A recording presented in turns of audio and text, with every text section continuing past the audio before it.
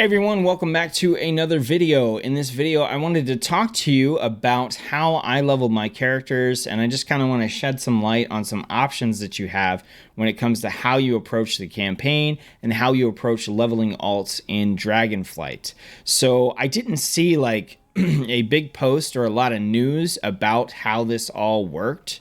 So you may not even know. You may just be coming into the expansion and going, okay, I need to level, I need to do this, that, which totally makes sense because it's what you're used to. But things are different in Dragonflight. So I happened upon a Reddit post that just happened to mention some of this stuff. And I was like, what? Seriously? And I did it on my main character and I was like, okay, so it actually works this way. So I want to share this with you guys. And this is about what you need to do when you're leveling your first character and what that enables you to do on your alt characters.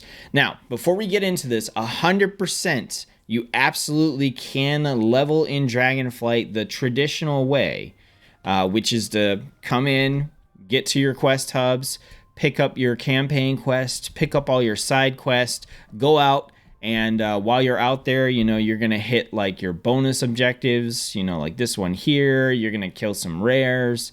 You're going to pick up some treasures. Maybe you do a little bit of gathering and that gives you some XP. Like the core traditional like World of Warcraft leveling experience is absolutely here. And if that's the way you want to play, you can definitely do that. However, if you're like me, where you would prefer to just be able to get to playing your way on whatever character you're on, there is an alternative option for you. So in Dragonflight, we have a mode that's called Adventure Mode. Okay, Adventure Mode is essentially the Dragonflight version of Threads of Fate, but it's way better than Threads of Fate, okay? Way better than Threads of Fate. So I don't want that to turn you off from listening to the rest of the video, okay? It's way better. So in order to unlock Adventure Mode, you have to finish the leveling campaign on one character, okay? Once you finish the leveling campaign, which is the campaign that's up here in the top, not Dragonflight, it's the one prior, or the campaign prior to this. Once you finish that, you unlock Adventure Mode for the character you're on and for all of your alts. Okay? Now, a key thing here is you do not have to be max level to unlock Adventure Mode and finish that storyline campaign. Okay, you can get it done as soon as you can get it done. I don't know what the official like level requirements are because I never hit a point where it was telling me that I needed to level in order to progress the campaign. So I just went from level 70. I hit Dragon Isles right out here, where the Zeppelin and the boat come in. I did the 3 quests in the hub right there. And then on my warrior, Top Chef, who's level 70, all I did was campaign quest. I did not do a single side quest. I did some bonus objectives. I gathered a few things, but I had a bug with that, so that's a different story. And then that was pretty much it. So I did some bonus objectives, but outside of that, the only thing I did was campaign storylines. I did not do a single side quest until I finished the storyline campaign and unlocked Adventure Mode. Okay, and I unlocked Adventure Mode at level 67.5. So I was not max level.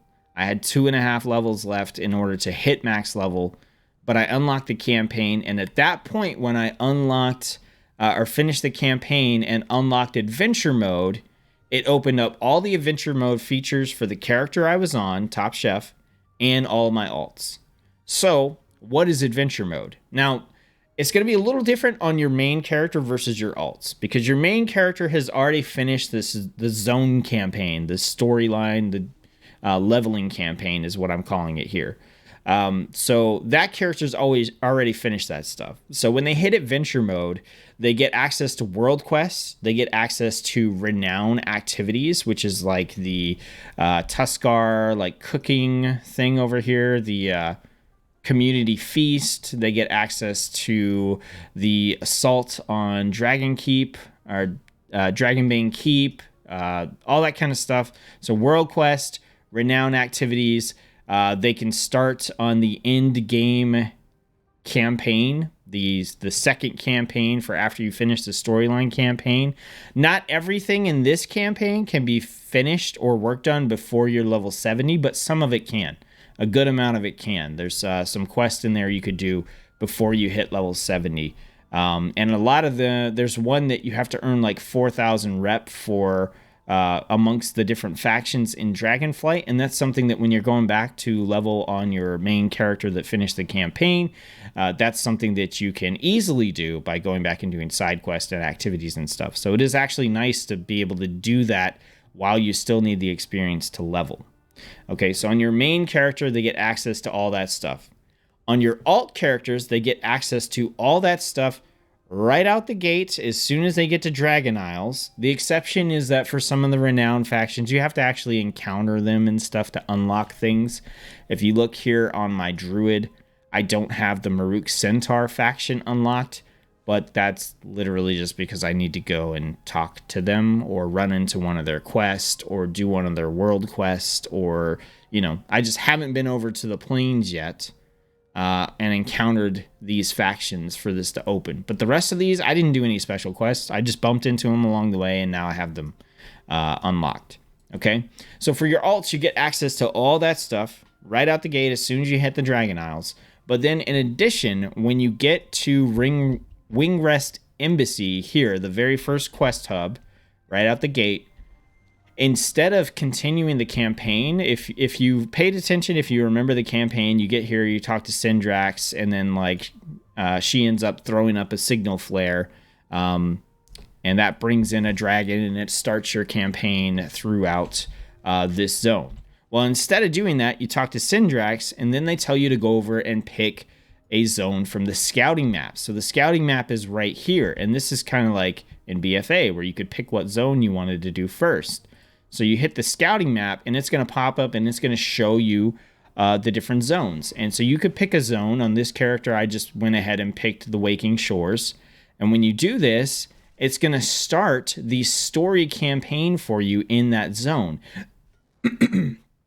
So now you can approach these zones and play them in any order you want, or not at all. Like, you don't even have to do the campaign on these alts, right? You could level them some other way. You could grind, you could do dungeons, you could do crafting. There's a lot of different ways. You could just go do world quests and renown activities or bonus objectives. But the point that I want to make here is that you can unlock adventure mode very, very early by just focusing on the main campaign on your main character that you're trying to get to max level. And then that will open up alternate ways for you to level your alts. Because if you haven't finished the campaign on your main character and unlocked adventure mode, when you log into an alt, it's going to send you along that linear storyline path, just like it would for a brand new character. So if you're the kind of person that you want to do every single quest and everything on your very first character, go ahead and do that, okay?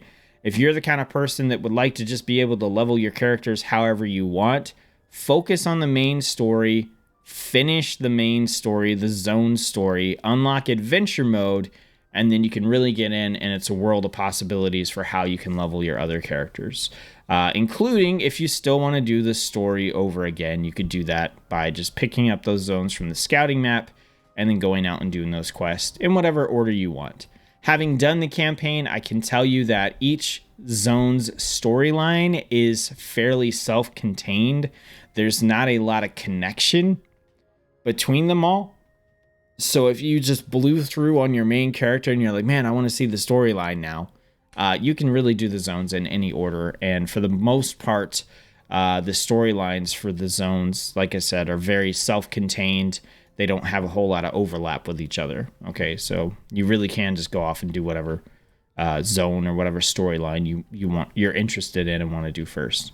So I just wanted to put this video out there and let you guys know that there's a different way. There's in my opinion, a better way.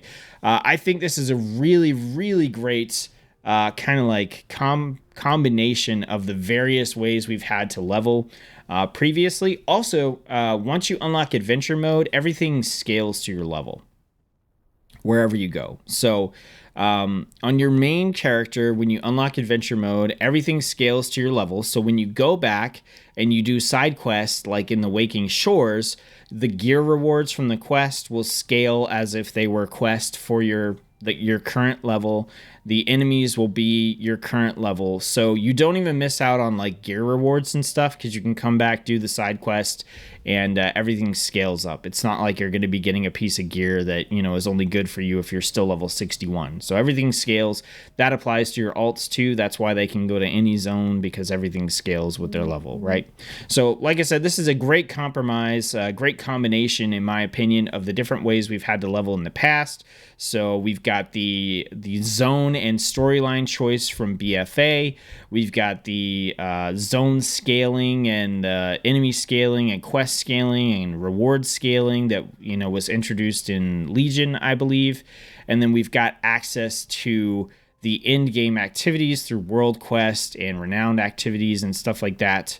That was available to us in Threads of Fate and Shadowlands. And we don't have a whole lot of the downsides. So I think this feature is great. I'm surprised they didn't have a giant like blog article just like talking about this and just raving about this, because this is awesome in my opinion. So I wanted to share it with you. I want to let you know about it so that you can also take advantage of it and enjoy it. I have been having a blast since I finished the campaign on my main character. It's just been like, I just log in and do whatever the hell I want. Like if I want to go craft, I go craft. I want to do some renown activities, I do. It's been so nice, and it doesn't matter like what character I get on. I got a lot of things to say about Dragonflight, mostly positive, but this is definitely, I hope they continue to do this way in every expansion to come, unless they can improve on it, right? Don't go back. This is fantastic. Thank you, Blizzard, for letting it be this way. It's super awesome. So, all right, that's all I got for this video. Thanks you guys for watching it. I appreciate your time, and I'll see you on the next one.